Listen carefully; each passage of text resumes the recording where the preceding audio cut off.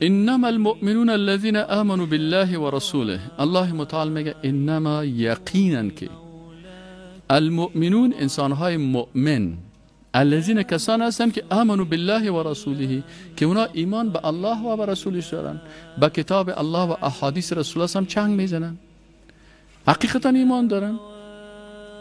ثم لم يرتابوا، باز در قرآن و سنت شک نمیکنن. بعضی کسا میگه که قرآن کلام الله هست، صحیح؟ میگه کلام الله هست، ایمان داره لکن یقین نداره. ای که قرآن زندگی زیر جور میکنه به یقین نداره.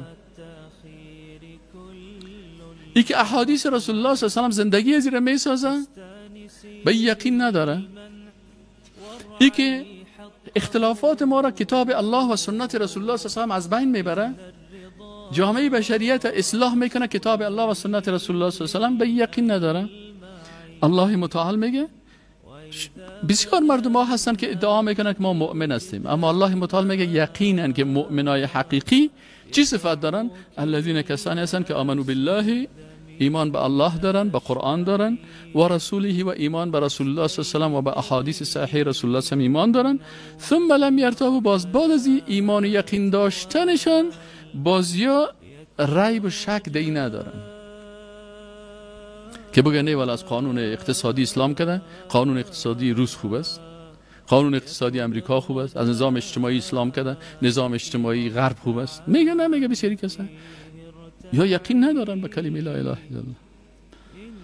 کلیدای از یا دروازه جنت باز نمیکنه، دروازه جنت باز نمیکنه. دندانای کلیشون چی است؟ خراب است. و جاهدوا باموالهم و انفسهم فی سبیل الله، و اینا جهاد میکنه هم با مال خود و هم با جسم خود، با جان خود. در چی جهاد میکنه؟ فی سبیل الله، در راه الله. یا حسنه ذاک العطاء المتنوع.